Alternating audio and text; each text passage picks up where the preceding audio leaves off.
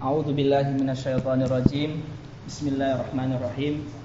Alhamdulillahirabbil alamin wassalatu wassalamu ala nabiyyina Muhammadin wa ala alihi wa ashabihi wa sallama tasliman katsira.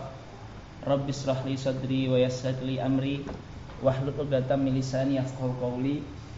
Hadirin ikhwani yang dimuliakan Allah Subhanahu wa taala. Pada malam hari ini kami mengundang hadirin semua santri kelas 4. Pertama enggak sopan, Ustadz dulu ya.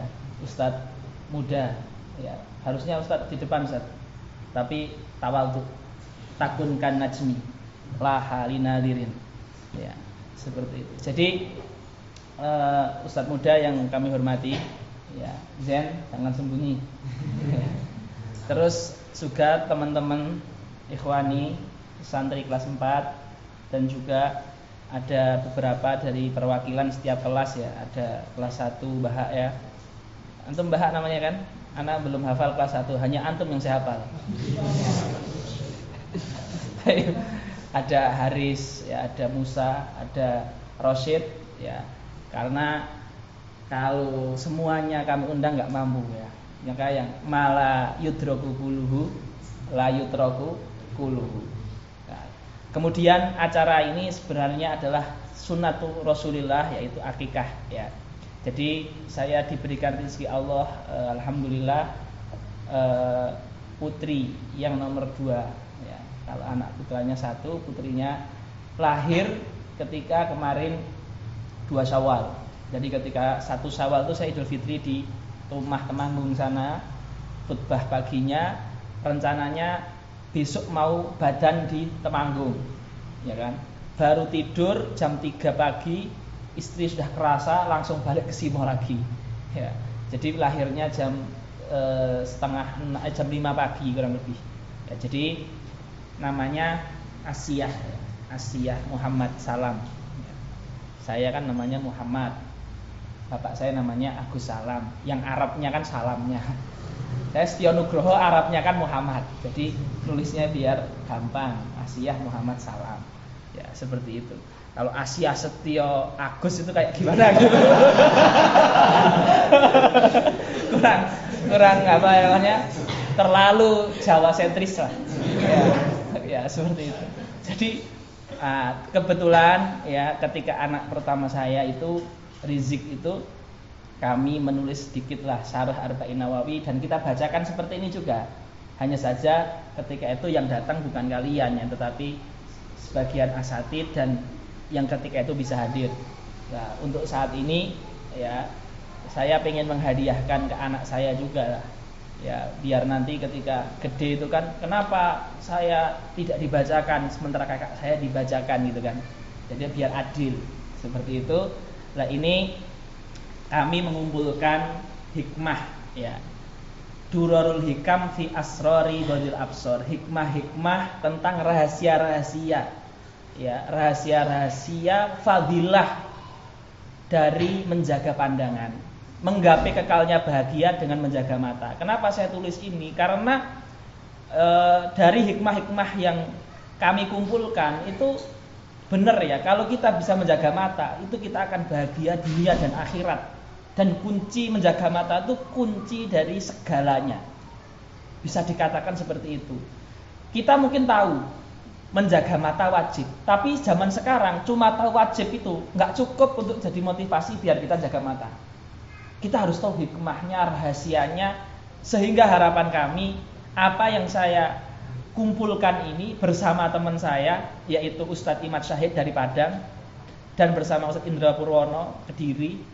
Ya, dan juga dibantu oleh saudara kita Andre dan Haris ya. Seperti itu semoga bisa menjadi apa ya? Menjadi manfaat buat saya pribadi dan seluruh yang hadir di malam hari ini. Maka saya namakan 32 hikmah menggapai kekalnya bahagia dengan menjaga mata. Ini karena memang apa ya? Ibadah ghadul basar ini itu nggak cukup hanya tahu kita itu wajib, itu nggak cukup. Harus tahu rahasianya, harus tahu apa di balik itunya, harus tahu biar apa? Biar kita bisa mengamalkannya dan lebih yakin. Kan kita mulai cuma 32 akan kita baca dan itu enggak lama ya. Seperti itu kita mulai dengan yang pertama ya. Baik. Kita mulai dengan faidah yang pertama. Ini faidah keberapa ya? Sebentar.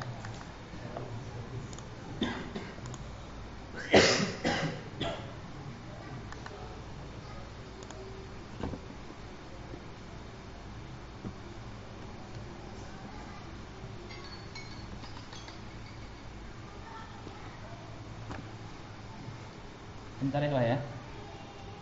Baik, nah ini yang pertama ya. Baik.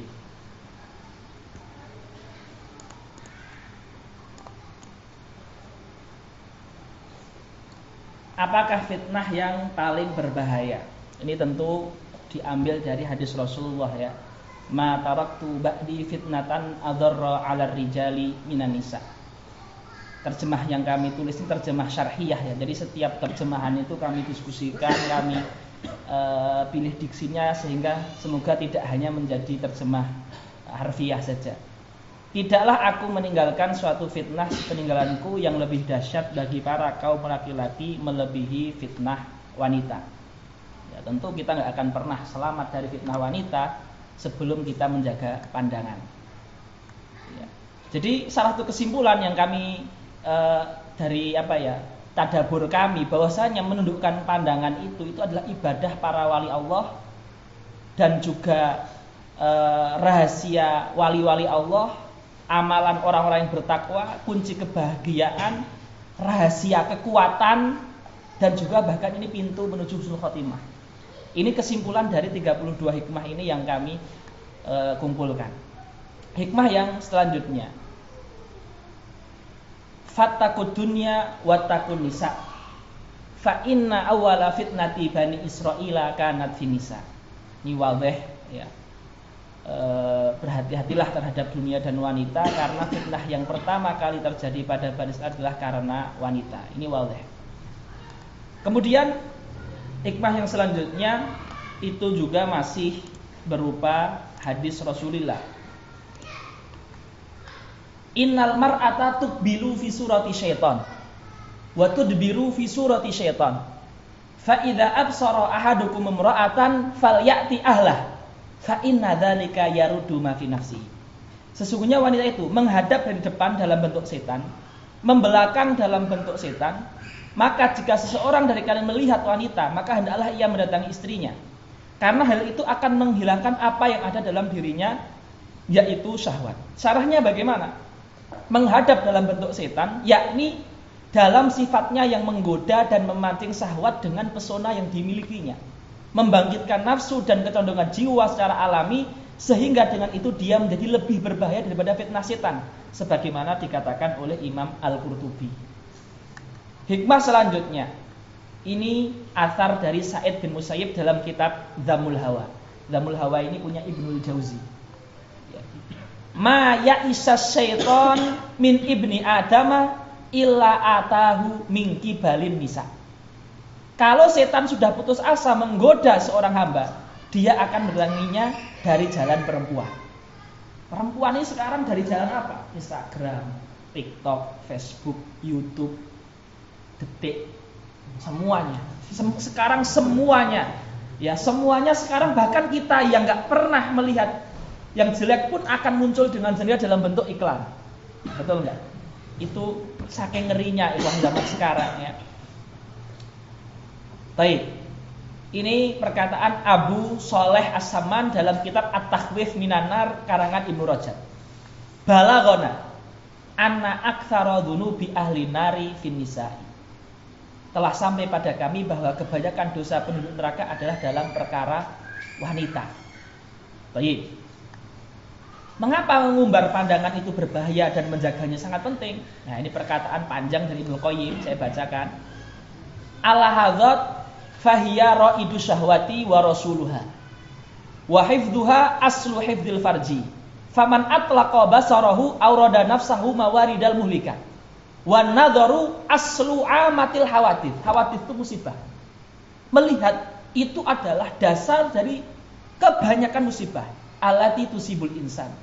Fan nadrah tuwalidu khatrah, thumma tuwalidul khatratu fikrah, thumma tuwalidul fikratu syahwah, thumma tuwalidu syahwatu iradah, thumma taqwa fatasiru azimah dan jazimah, fayaqul fi'lu walabud malam yamna minhu mani', wa fi hadza qila as-sabru ala ghadhil basar aisaru minas sabri ala alami ma ba'dahu.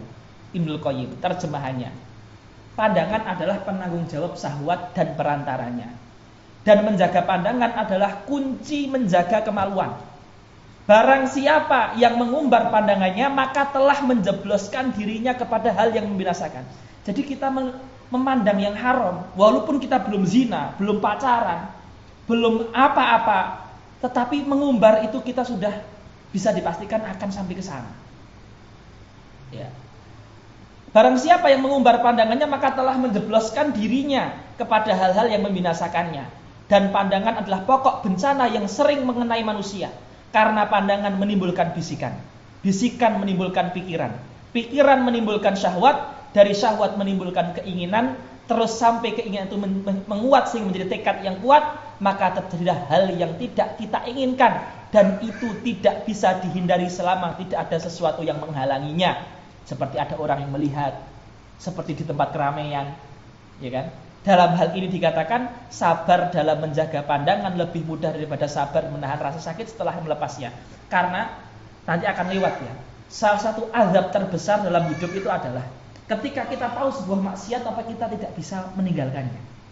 Misalkan ya, ada orang naudzubillah diuji Allah kecanduan khamr ataupun obat pil koplo. Tapi dia tahu haram, dosa besar, tapi nggak bisa meninggalkan. Itu azab yang paling berat itu. Ya, tersiksa dia. Al-Jawabul Kafi Ibnul Qayyim. Selanjutnya, manusia itu masih selalu lemah sampai dia mampu mengendalikan pandangan. Jadi yang bisa mengendalikan pandangan itu hakikatnya adalah orang yang paling kuat. Dikatakan oleh Sufyan bin Sa'id bin Mansur Ats-Tsauri, qala ta'ala wa khuliqal insanu dha'ifa. Ada yang bertanya gini, ma dha'ful insan? Kenapa dikatakan manusia itu lemah? Al-mar'ah tamurru birrajul fala yamlik nafsahu anin nadhar ilaiha wala huwa yantafi'u biha fa ayu syai'in ad'afu min hadza. Seorang bertanya kepada Sufyan Tsauri, Allah Ta'ala berfirman, dan ciptakan manusia dalam keadaan lemah. Ada yang tanya, wahai Sufyan, kenapa dinamakan lemah? Sufyan menjawab, seorang perempuan berjalan melewati laki-laki dan tidak mampu menahan pandangannya. Padahal laki-laki yang tidak mampu tadi tidak mendapatkan faedah apapun dari perempuan yang jalan itu. Kenapa dia gak bisa menahan? Padahal gak ada faedahnya. Maka Imam Saufan mengatakan, adakah sesuatu yang lebih lemah dari ini? Tidak bisa menahan dari hal yang tidak memberikan faedah. Inilah khuliqal insanu dha'ifa. Baik, laki-laki akan lumpuh dan buta ketika terjerat fitnah wanita. Laula syahwatul farji lama kana lin nisa'i saltanatun ala rijal. Imam Ghazali. Kalau bukan karena syahwat kemaluan, perempuan tidak akan punya kuasa atas laki-laki. Ya. Jadi ini benar-benar ghadul basar itu seakan-akan asal segala kebaikan. Dan di zaman sekarang ini lebih lagi. Ya. Ya. Jadi kalau seakan-akan itu kalau kita menjaga pandangan itu seakan-akan kita telah terselamatkan dari ribuan kegalauan, penyakit, kegundahan dan sebagainya, waktu hilang tanpa terasa semuanya. Ya. Mengapa yang kami pilih? Kenapa ghadul basar ya, bukan menjaga pendengaran? Karena semuanya dimulai dari mata.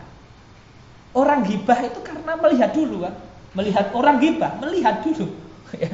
Sebelum mendengar, melihat, kemudian karena melihat tertarik mendekati, dengar, nah, akhirnya, tapi semuanya melihat.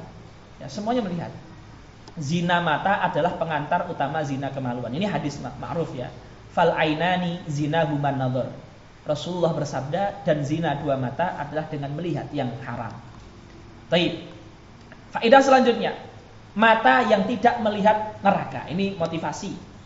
Salasatun la taro ayunuhumun naro. Ainun harasat fi sabilillah wa ainun bakat min khasyatillah wa ainun kafat an maharinillah. Ada 3 golongan yang mata mereka tidak akan melihat neraka. Mata yang bangun di jalan Allah, artinya dia qiyamul lail, sahirul lail, qiraah, ribat, mata yang menangis karena takut kepada Allah, mata yang terjaga dari yang diharamkan Allah. Pandangan adalah pintu zina. Nah, ini juga perkataan Ibnu Qayyim yang indah sekali, ikhwah, kita baca ya. Inna nadhara babus syahwati alhamilati ala muwafaqatil fi'li. Wa tahrimur rabbi ta'ala wa syar'uhu hijabun mani'un minal wusul. Famata hatakal hijab tajarra'a alal mahdur. Mahdur itu keharaman. Walam takif nafsuhu minhu inda goyah. Ingat, orang kalau tidak bisa menjaga pandangan, itu dia tidak akan pernah merasa puas. Li'anna nafsa fi hadzal bab la taqna bi ghayatin taqifu indah. Orang kalau sudah tidak menjaga pandangan, dia tidak akan merasa puas dengan yang dilihat. Dia akan mencari yang lebih enak lagi. Ya, seperti itu. Wa dzalika anna ladzatahu fi syai'il jadid. Penyakit mata itu, kelezatannya adalah dia lihat yang baru, walaupun yang baru itu lebih jelek dari yang lama. Karena dia selalu mencari penglihatan yang baru. Seperti itu. Fasahibut tarif la yuqni'uhu talib. Orang yang miliki yang baru tidak puas dengan yang lama. Wa in kana ahsana minhu mangdaron au atyaba mahbaron faghadhul basar yasuddu anhu hadzal bab alladhi syuf ajizatil muluk anistifai agradihim fihi. Para raja itu enggak bisa. Yang bisa hanya para sahabat, para wali Allah, para mujahid ya. Maka kalau kita ini bisa bab ini itu, kita walaupun orangnya enggak terkenal, insyaallah kita dekat dengan Allah Subhanahu wa taala. Kita baca artinya ya, Pak. Pandangan adalah pintu syahwat yang menggiring kepada perbuatan zina. Sedangkan syariat dan pengharaman Allah terhadap mengumbar pandangan adalah tabir yang mencegah hal itu atau zina itu terjadi. Ketika tabir itu dirusak, tabir itu korden, niscaya seorang akan terjerumus kepada perbuatan terlarang dan jiwanya tidak akan pernah berhenti pada batas tertentu. Imam Ibnu Qayyim itu kan kayak Imam Ghazali, dia tabibul qulub, dia tahu itu seluk-beluk hati itu cara mainnya gimana. Setan itu masuk lewat pintu mana, itu Ibnu Qayyim Ghazali itu dokternya lah. Ya, jiwa dalam hal ini, dalam hal kecanduan pandangan haram ini tidak akan puas dengan sebuah batas. Karena sesuatu yang baru adalah kesenangannya. Ibarat orang yang punya sesuatu baru tidak pernah puas dengan yang lama, walaupun yang lama itu lebih elok dan lebih baik. Maka menundukkan pandangan akan menutup pintu zina itu darinya, pintu yang bahkan tidak mampu dipertahankan oleh banyak raja. Artinya kalau ada yang kecanduan melihat sesuatu yang jelek, dia akan terus mencari yang baru. Satu-satunya pintu adalah jangan melihat itu, walaupun itu berat banget sampai mungkin beberapa bulan atau beberapa tahun. Tapi itu satu-satunya obat, cuma itu. Setelah selalu berdoa tentunya, nanti akan disebutkan. Setelah selalu berdoa, ikhtiarnya tuh hanya itu. Ya, ini masuk ke dalam kategorinya adalah kecanduan HP itu kan juga melihat, kecanduan TV kan juga melihat, kecanduan PS itu kan juga mata juga. Jadi di zaman sekarang, ya fitnah mata itu tidak hanya yang haram saja, sampai yang makruh itu pun juga malah kayaknya nggak ada. Sampai yang kayak PS, kayak game itu sekarang juga isinya sudah masuk ke yang haram gitu loh. Ada perempuan dan sebagainya. Ya, jadi sekarang ini memang fiqhu asrari basor ini memang salah satu ilmu yang bagi kita, apalagi ustadz, santri, dai gitu ya, itu nggak fardu kifayah, fardu ain. Ya, ini penting sekali ini. Baik, penjamin surga. Kata Rasulullah, "Idmanu li sittan min anfusikum adman lakumul jannah. Usduku idza haddatstum wa aufu idza wa'adtum wa addu idza tumintum wahfadzu furujakum wa ghuddu absarakum wa kuffu aydiyakum." Bersabda Nabi, "Jaminlah 6 hal untukku dari diri kalian, maka aku jamin surga untuk kalian. Jujurlah dalam bicara, tepatilah jika berjanji, tunaikan jika kalian dicari amanat, jagalah kemaluan kalian, tundukkan pandangan kalian, dan tahanlah tangan kalian." Yang pintu depan sini, siapa tahu ada ustadzah mau masuk. Ya, yang Ustadz Daru sama Ustadz Alak ke depan ini. Jalan, ditutup aja jalannya, nggak apa-apa, nggak butuh jalan ya. Ustadz Gisa, Ustadz Qudwah, Syekh Dwi. Ya. Taib. Ini juga menjaga pandangan itu adalah sumber kesedihan, ya kawan. Bisa jadi kita tuh galau itu karena banyak yang masuk ke mata kita. Depan HP capek, depan lihat yang haram capek, depan lihat orang gibah capek. Jadi mata ini capek sekali. Bisa jadi kita itu galau hidup itu banyak masalah, banyak iri itu kan karena mata melihat yang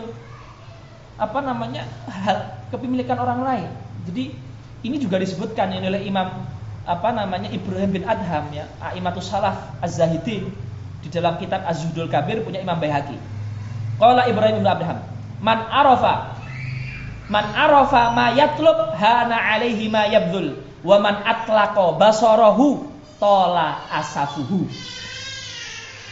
wa man atlaqa. Ustaz Daru digendongkan Rizik itu digendong ya. Wa man atlaqa amalahu sa'a amaluhu wa man atlaqa lisanahu qatala nafsahu. Ibrahim bin Adham berkata, orang yang tahu apa yang dia kejar pasti akan ringan baginya segala pengorbanan. Orang yang mengumbar pandangannya akan panjang penyesalannya, kesedihannya. Orang yang melepas angan-angannya akan buruk amalannya, dan orang yang tidak menjaga lisannya akan mencelakai dirinya. Tola asafu itu bisa dikatakan juga, Zik, sini. Zik, sini. Ayo, sini. Ayo, masuk sini. Duduk sini. Duduk. Tola asafuhu itu bisa diartikan juga panjang sedihnya. Tola husnuhu. Seperti itu. Baik. Apakah itu mata yang berkhianat? Imam Ibnu Abbas berkata, ya'lamu kha'inatal a'yun wa ma tukhfis sudur. Qala ar-rajulu yakunu. Mau sama siapa? Umi di belakang sana itu, Umi.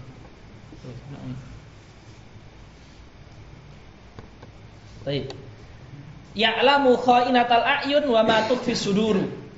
Lah, qala ar-rajulu yakunu fil qaum fatamurru bihimul mar'ah fayurihim annahu yaghuddu basarahu anha fa in ra'a minhum ghaflatan nadara ilaiha fa in khafa an yaftinu bihi ghadda basarahu anha wa qad ittala'a Allahu min qalbihi annahu wadda annahu nadara ila auratiha.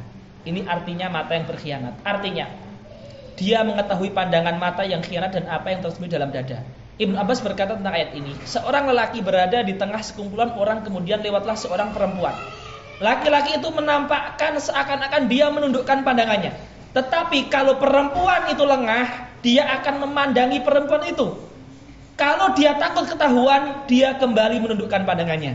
Padahal Allah sudah mengetahui hatinya berharap melihat aurat perempuan itu. Dari tafsir Ad-Durrul Mansur. Ya, dari tafsir ini memang apa yang dikatakan ulama ini memang benar adanya gitu loh. Jadi kalau kita bisa selamat di sini, insya Allah ikhwah, sanas'ad fid dunya qabla al-akhirah. Insya Allah. Bagaimana melepas pandang itu menjadi jalan masuknya setan? Kok bisa? Innahu syaitana yadkhulu ma'an nadrah wa yanfudhu ma'aha ilal qalbi asra'a min nufudil hawa'i fil makanil khali. Ini ruangan kosong, udara masuk kan mudah banget. Setan lebih mudah masuk ke hati kita karena dari pandangan. Melebihi mudahnya hawa masuk ke ruangan. Ini Ibnu Qayyim ini. Kemudian setan itu yumathiru lahu husna suratil mangdur ilaihi wa yuzayyinuha wa yaj'aluha sonaman ya'qufu alaihi alqalbu. Thumma ya'iduhu wa yumanni wa yuqitu alal qalbi naras syahwah. Wa yulqi alaiha tabal ma'asi allati lam yakun yutawassal ilaihi biduni tilka surah. Fayasirul qalbu fil lahib, di dalam gejolak api. Jadi sahabat itu seperti api. Maka kalau kita lagi sahabat yang memuncak, itu salah satu yang disarankan ulama itu wudu. Itu mengurangi gejolak itu. Famin dzalikal lahibu tilkal anfasul lati yajidu fiha wahajan nari wa tilkaz zarafatu wal huruqatu fa innal qalba qad ahatat bihi niranu min kulli janibin fahuwa fi wasatiha kasyati fi wasati tanur. Jadi kalau kita melepas pandangan, hati kita itu seperti dimasuki api. Ya. Terus seakan-akan hati kita itu seperti kambing di tengah gulingan. Tinggal menunggu rontok itu. Dagingnya, apanya, tulangnya melupa satu persatu. Sudah sulit untuk keluar dari situ. Ya, seperti itu. Maka kalau kita menjaga pandangan itu kita telah meringkes semua mujahadah untuk mengalahkan semua maksiat, semuanya godaan itu dengan zaman itu meringkes semuanya. Sesungguhnya setan itu masuk bersama pandangan, lalu menembus sampai ke hati lebih cepat daripada angin masuk ke ruang kosong. Lalu dia buat seakan-akan yang dipandang itu sangat indah. Dia hiasi dan dia jadikan gambaran itu berhala yang disembah oleh hati. Kemudian dia penuhi hati dengan janji dan angan. Lalu dia kobarkan api syahwat di dalamnya dan maksiat sebagai kayu bakarnya. Dia tidak akan sampai pada titik ini tanpa gambaran yang tadi ditazyin oleh setan tadi. Akhirnya hati berada di tengah kobaran. Di antara tandanya adalah nafas-nafas panas yang di dalamnya seperti dadanya lah api. Hembusan nafas panjang dan panas badan. Ketika itu sungguh hati sudah terperangkap oleh api dari segala arah, bagaikan kambing di tengah tungku panggangan. Bahwanya syahwat itu menimbulkan panas itu sangat benar sekali. Contoh yang orang yang sudah nikah itu kan mempunyai syahwat yang halal bersama istrinya misalnya. Itu memang ada rasa panas memang. Ya. Artinya orang yang syahwat haram pun tambal rasa itu. Jadi ini mulainya dari mana panas itu datang? Dari pandangan. Ya, seperti itu. Hikmah yang selanjutnya,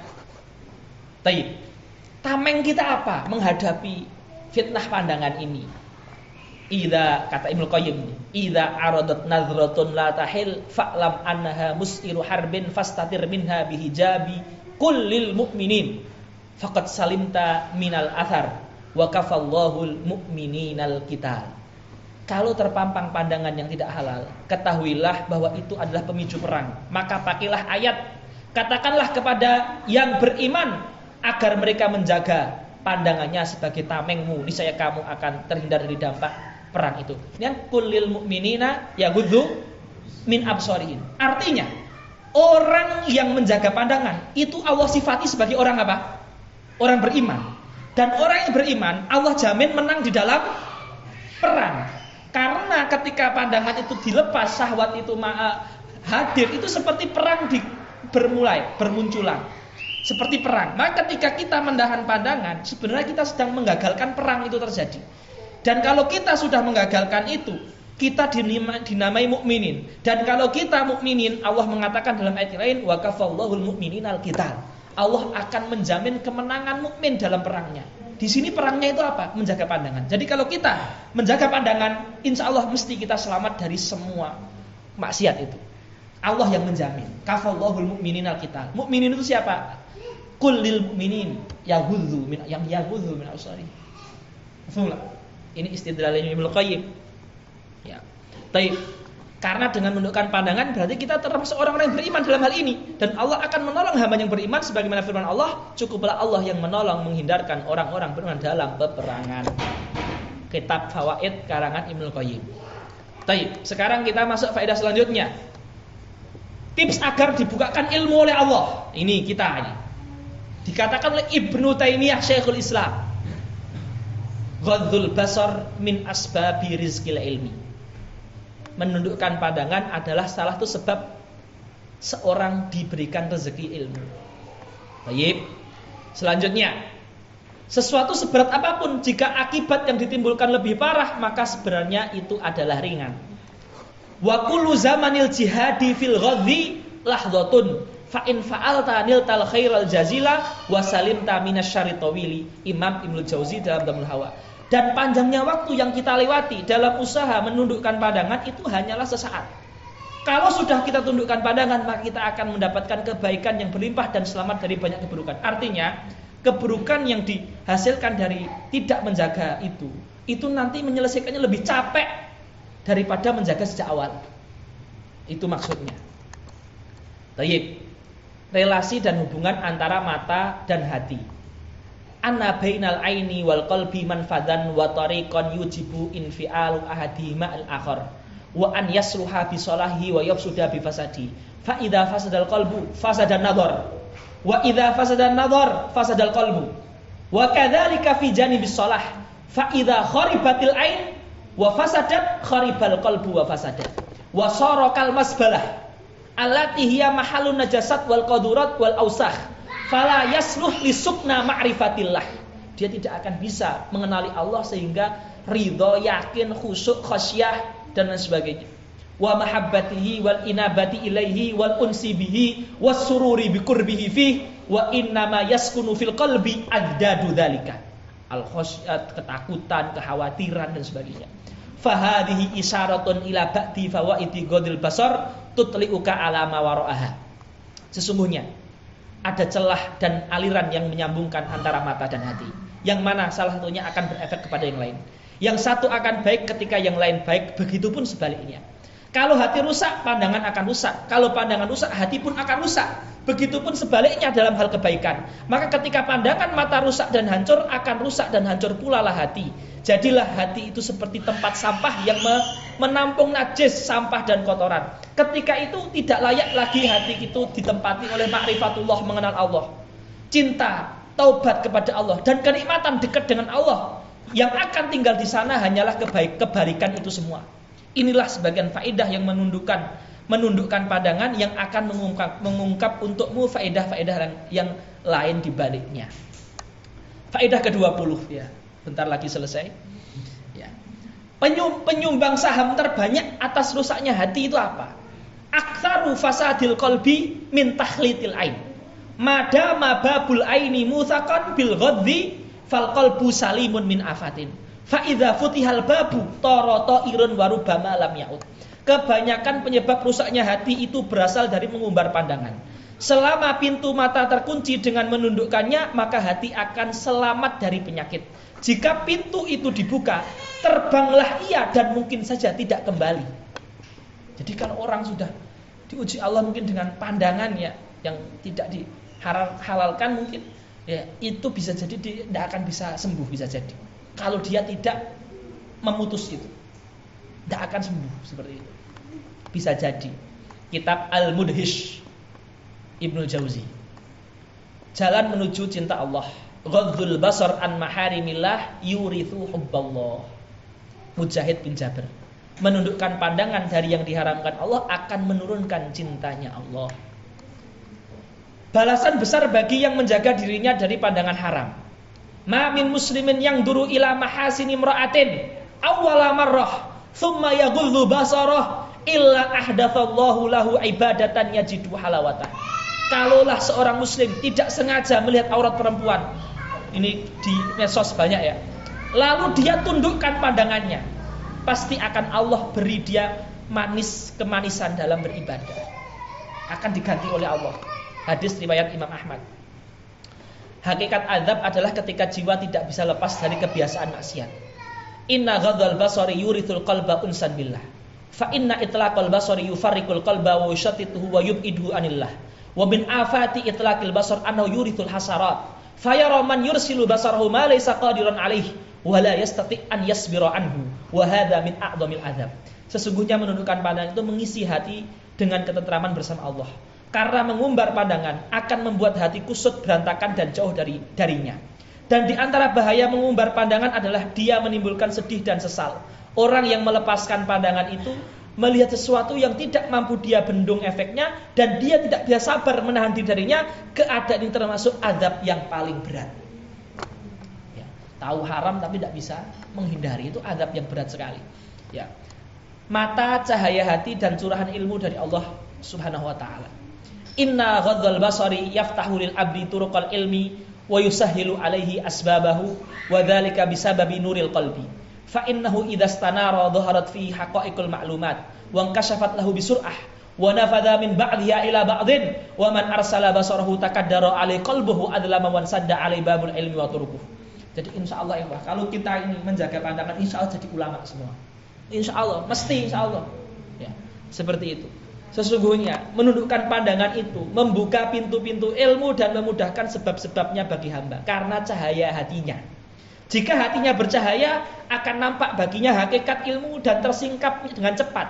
Dia berpindah dari satu ilmu ke yang lainnya, dan yang mengumbar pandangannya akan keruh dan gelap hatinya akan tertutup baginya pintu-pintu dan jalan ilmu.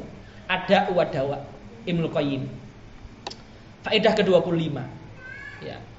Man ghadza basarahu anil maharim awadallahu itlaqa basiratihi. Falamma habasa basarahu lillah atlaqallahu nura basiratihi. Wa man atlaqa basarahu fil maharim habasallahu anhu basiratahu. Barang siapa yang menundukkan pandangannya dari yang haram, akan Allah bukakan mata batinnya. Ketika dia tahan matanya karena Allah, Allah pancarkan cahaya mata batinnya. Dan yang mengumbar pandangannya akan Allah tutup mata batinnya. Jangan coba-coba mendekati kemaksiatan, karena niscaya lepasnya akan sangat susah. An Ibni Uyainah qala, haddatsani Abdullah ibn al-Barak wa kana aqilan an syaikhin min asyakhis Syami qala, man a'ta asbabal fitnah nafsahu awalan lam yanju akhiran wa in kana jahidan. Artinya, barang siapa yang membuka sendiri untuk dirinya jalan menuju fitnah, niscaya akhirnya dia akan sulit untuk selamat dari fitnah tersebut walaupun dia terus berusaha. Kita ini bisa, wah saya nggak akan mungkin tergoda dengan apa yang ada di HP. Tapi kalau kita sudah masuk HP dan akhirnya tergoda dan masuk ke dalam perangkap sebuah keburukan, kita nanti ketika ingin lepas dari kebiasaan itu akan sulit walaupun dengan usaha. Maka sebaik-baik cara itu adalah memotong sebabnya itu, jangan dicoba seperti itu. Baik, keburukan itu datang karena kita sendiri yang mengundang dan membuka pintu untuknya, dan keburukan apapun yang menimpamu itu dari kesalahan dirimu sendiri. Al-Quran. Ke-27, hati-hatilah dengan maksiat yang terus-menerus bisa-bisa tanpa terasa amalan kita hilang di sisi Allah. Qala al-Imam Bukhari fi sahihihi, babu khaufil mu'min an yuhbata amaluhu wa huwa la yash'ur, wa ma yuhdharu minal israr ala nifaq wal isyan min ghairi taubah. Liqouli ta'ala, walam yusirru ala ma fa'alu wa hum ya'lamun. Imam Bukhari berkata dalam kitab sahihnya, bab tentang ketakutan orang yang beriman akan kehilangan pahala amalannya tanpa dia sadari, dan wajibnya waspada dari maksiat dan kemunafikan yang berkelanjutan tanpa taubat. Salah satunya adalah melepas pandangan. Karena Allah Ta'ala berfirman, dan mereka tidak meneruskan perbuatan dosa itu sedang mereka mengetahui. Pandangan haram menggerogoti amalan kita, tetapi kita seringkali tidak sadar. Seperti itu. Baik. Yang tidak menjaga mata, sulit baginya menjaga agamanya. Qala Imam Ghazali, zinal ain min kabairis shaghair, wa huwa yuaddi ilal qurbi alal kabiratil fahisyah wa hiya zinal farji. Wa man lam yaqdir ala ghadhi basarihi lam yaqdir ala hifdhi dini. Zina mata itu termasuk yang terberat di antara dosa-dosa kecil. Dia mengantarkan seorang untuk semakin dekat dengan dosa besar dan keji, yaitu zina kemaluan. Orang yang tidak bisa menjaga pandangannya tidak akan mampu menjaga agamanya. Faedah ke-29, al-basaru huwal babul akbaru ilal qalbi wa a'maru turuqil hawasi ilaihi wa bihasabi dzalika kathura sukutu min ziyatihi wa wajaba tahdhiru minhu wa ghadduhu wajibun an jami'il muharramat wa kulli ma yukhshal fitnatu min ajlihi. Al-Imam Al-Qurtubi. Pandangan merupakan pintu terbesar dan jalan indera yang paling sering dilalui menuju hati. Oleh karena itu, banyak yang terjatuh dari sisi pandangan itu. Pun kita wajib memberi peringatan agar orang hati-hati darinya. Dan wajib bagi kita menundukkan pandangannya dari semua yang diharapkan Allah dan dari seluruh yang kita takutkan melihatnya bisa mendatangkan fitnah. Tafsir Al-Qurtubi. Faedah ke-30 sebelum terakhir. 2 sebelum terakhir. An-nadratu ka'sun min khamrin wal isku sukru dzalika syarab. Ini yang sering yang pernah diuji Allah dengan jatuh cinta. Padahal haram ya, karena pacaran dan sebagainya. Itu sebab awalnya kenapa kok bisa timbul cinta di hatinya sehingga akhirnya dia berani untuk pacaran, berani untuk khalwat menyendiri padahal tidak ada ikatan yang halal, berani untuk pegangan tangan, tuntun-tuntunan. Kok bisa berani? Karena jatuh cinta itu seperti mabuk. Khomernya itu melihat. Jadi melihat itu seperti khomer. Jatuh cinta seperti mabuk. Orang kalau udah minum khomer dan mabuk ya nggak bisa sembuh. Kecuali ya nanti ditunggu berapa jam baru sadar lagi. Seperti itu. An-nadratu ka'sun min khamrin wal isku sukru dzalika syarab. Pandangan itu ibarat secangkir minuman keras dan cinta berat adalah rasa mabuk itu. Artinya orang yang mengumbar pandangan akan termabukkan dan sulit untuk menghilangkan bayangan haram itu dari hatinya. Bahkan mungkin bayangan haram ini akan terbekas walaupun dia sudah menjadi ahli ibadah, menjadi aulia, menjadi. Dan kalau dia tidak terus kita tidak terus memohon kepada Allah, bisa jadi di masa hijrahnya kita itu kita bisa kembali lagi belok ke situ. Maka kita tuh harus selalu memohon kepada Allah dan mengambil sebab, yaitu menjaga pandangan. Berdoa dan menjaga pandangan itu ikhtiar.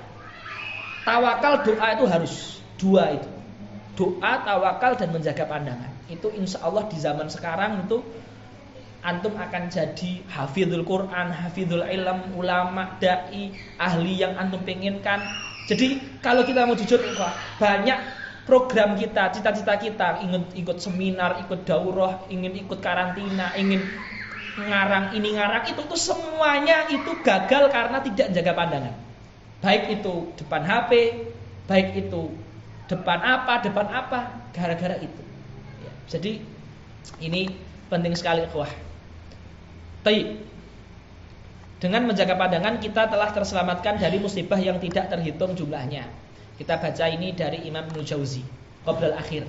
I'lam wafaqakallah annaka idza tathaltal ma'mura bihi min ghadil basar inda awwalin nadrah salimta min afatin la tuhsa.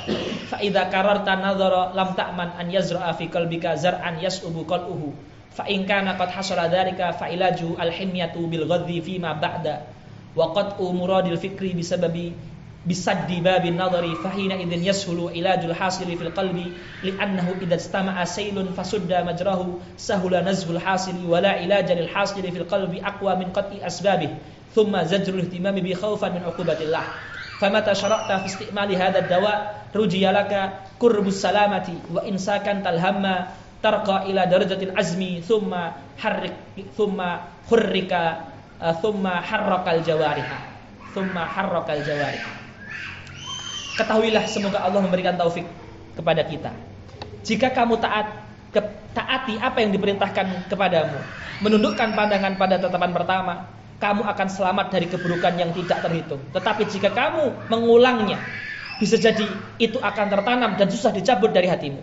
Kalau itu terjadi, maka obatnya adalah dengan menahan diri dengan menundukkan pandangan setelahnya dan memberhentikan keinginan-keinginan hati dengan menutup pintu pandangan. Ketika itu sudah dilakukan, maka akan mudah mengobati yang sudah ada di dalam hati. Apabila aliran dibendung, mudah untuk mengeluarkan yang sudah masuk, dan tidak ada obat untuk yang sudah masuk ke hati kecuali dengan memutus rantainya dan mencegah diri untuk memikirkannya karena takut dari adab Allah. Ketika kamu sudah mulai memakai obat ini, semoga keselamatan itu sudah dekat denganmu. Kalau hasrat sudah ditenangkan, tekad akan muncul. Kemudian gerakkanlah anggota badan semaumu. Jadi gini, kalau hasrat sudah ditenangkan, tekad akan muncul. Gini, kita misalkan diuji Allah ya dengan musibah tidak bisa menjaga pandangan. Tapi kita juga di satu sisi sering dengarkan pengajian. Tapi setelah dengarkan pengajian nggak menjaga pandangan, maka hasrat dia belum tenang itu. Hati ini bergejolak. Bahasa kasarnya sudah mulai disiram air kebakarannya, tapi belum selesai kebakarannya dinyalakan api lagi. Ya. Maka kalau sudah kita mulai itu sudah sampai tenang. Kalau kita tenang nanti akan muncul tekad. Tekad inilah kekuatan yang nanti akan melawan godaan-godaan yang muncul setelah itu. Karena godaan yang muncul setelah itu, kalau kita sudah menjaga pandangan, itu pasti godaannya lebih lemah daripada masa ketika pandangan belum dijaga. Sehingga tekad tadi bisa mengalahkannya. Seperti itu. Baik. Akhirul kalam, hikmah penciptaan syahwat. Kenapa Allah menciptakan syahwat? Ya. Kenapa Allah menciptakan syahwat? Hikmahnya tentunya banyak. Ini saya hanya menukil satu saja. Ya. Sehingga dengan saat itu kita harus menjaga pandangan. Ya. Seandainya Allah menciptakan dari awal tanpa syahwat, kan nggak perlu menjaga pandangan. Seperti itu.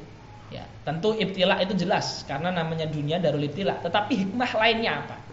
Wala amri fi syahwati hikmatun ukhra siwal irhaqi ilal iladi wa huwa ma fi qada'iha min al-ladzati allati la tuwaziha ladzatun law damat fahiya munabbihuhu ala ladzatil mau'udati fil jinan idh targhibu fi ladzatin lam yajid laha dawaqan la yanfa fanzur ilal hikmah thumma ila rahmah thumma ila tabaiyah al-ilahiyah kaifa ubiyat itu di segel. Kaifa ubiyat tahta syahwatin wahidatin hayatun dhahirah wa hayatun batinah. Bagaimana Allah itu menciptakan di balik syahwat itu dua kehidupan. Kehidupan yang dilihat yaitu kehidupan dunia, karena dengan syahwat ada keturunan, dan kehidupan akhirat. Ternyata syahwat itu membuat kita yakin akannya surga. Kalau kita yakin surga, kita semangat ibadah. Kalau kita semangat ibadah, kita jadi dapat ridho Allah dan kasih dari Allah. Kok bisa syahwat menjadikan kita semangat ibadah? Dari mana cara berpikirnya? Imam Ghazali ini ya. Imam Ghazali bilang gini, Allah dalam Al-Quran mengatakan hurun in. Allah dalam Al-Quran mengatakan tajri min tahtiyal anhar. Allah dalam Al-Quran mengatakan khitamuhu mis. Allah dalam khamrun ladzatun lisyaribin dan lain sebagainya. Semua yang Allah sebutkan di surga itu. Kalau Allah nggak menciptakan syahwat manusia di dunia, manusia itu akan ini loh, dingin sekali menanggapi itu semua.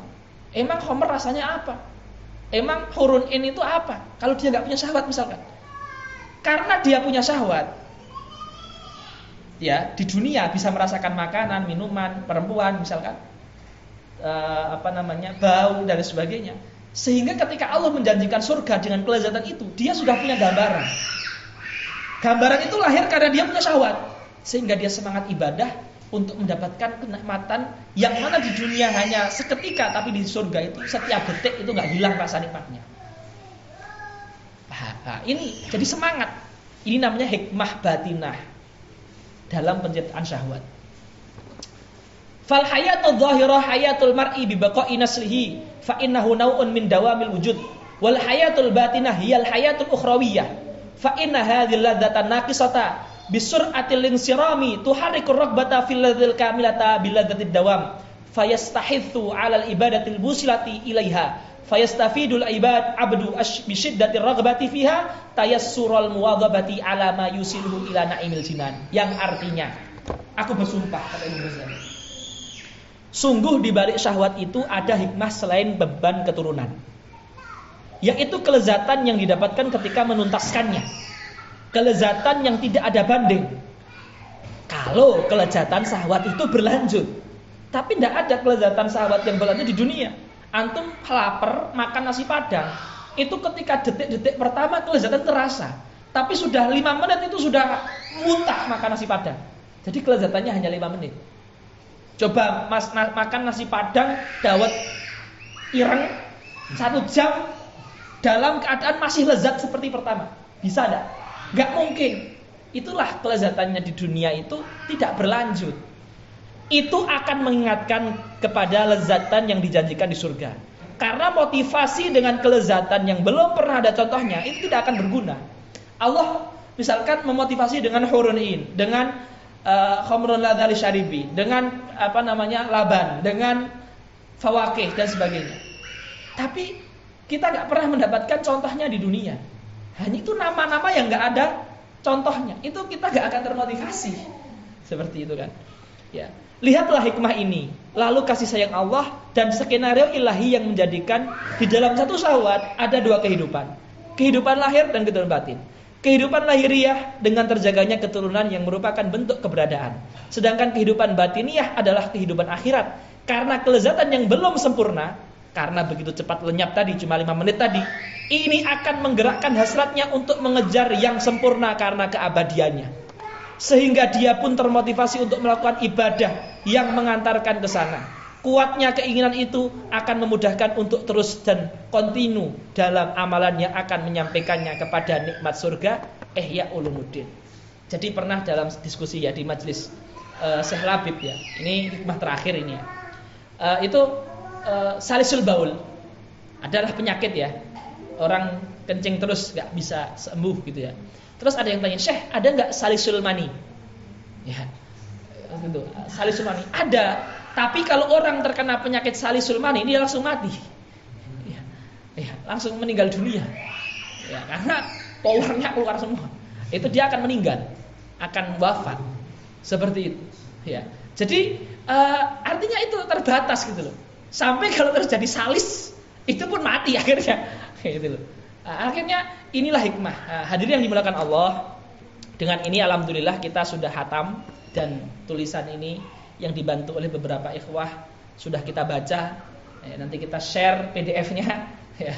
Seperti itu, dan semoga 32 hikmah ini bisa menjadi pegangan hidup kita, bekal hidup kita, dan insya Allah saya yakin ya, ini yang disebutkan oleh para ulama-ulama ini dalam kitab mereka ini, insya Allah akan menjadi bekal yang penting sekali di kehidupan kita. Saya yakin masing-masing kita akan menemukan pentingnya ini di dalam pengalaman hidupnya masing-masing. Yang terakhir sebelum saya tutup dengan doa ya, nanti yang perempuan, yang laki-laki di luar semua, yang perempuan di dalam biar luas ya, seperti itu. Nah, nanti asatid saya minta tolong ke rumah untuk bawa makanan, nasi dan sebagainya, dan membagikan ke teman-teman. Nanti yang perempuan dulu, baru yang asatid dulu, baru nanti ikhlas gitu ya. Baik, sebelum terakhir juga saya ucapkan kepada hadirin, wabil khusus asatid al-kiram dan ikhwah al-kurama, jazakumullah khairan katsiran sudah mendatangi majelis ini untuk mendoakan anak saya yang kedua, Asyah Muhammad Salam. Semoga dzurriyyah kita semuanya, saudara kita semuanya, adik-adik kita, nanti anak-anak kita, cucu-cucu kita semua, dan kita semua menjadi hamba Allah yang soleh, hamba Allah yang solihah, hamba Allah yang husnul khotimah, hamba Allah yang masuk surga tanpa hisab dan tanpa didahului dengan azab. Baik, kita akhiri dengan kita berdoa. A'udzubillahi minasyaitonirrajim. Bismillahirrahmanirrahim. Alhamdulillahirabbil alamin, ya arhamar rahimin, ya akramul akramin, ya mujibas sa'ilin, ya ghafirudz dzunub, ya qabilat taub, ya man ala kulli syai'in qadir bil ijabati jadir. Allahumma shalli wa sallim ala sayyidina Muhammadin wa ala alihi wa ashabihi wa sallama tasliman katsira. Allahumma inna natubu ilaika min kulli dzunubi saghairiha wa kabairiha wa mukaffiratiha ma'alimna minha wa ma lam na'lam.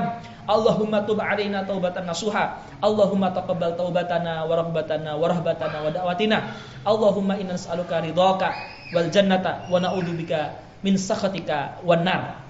Allahumma hasibna hisaban yasira. Allahumma hasibna hisaban yasira. Allahumma hasibna hisaban yasira. Allahumma inna nas'alukal firdausal a'la minal jannati bila hisabin wala sabiqati adab. Allahumma nas'alukal firdausal a'la minal jannati bila hisabin wala sabiqati adab. Allahumma inna nas'alukal firdausal a'la minal jannati bila hisabin wala sabiqati adab.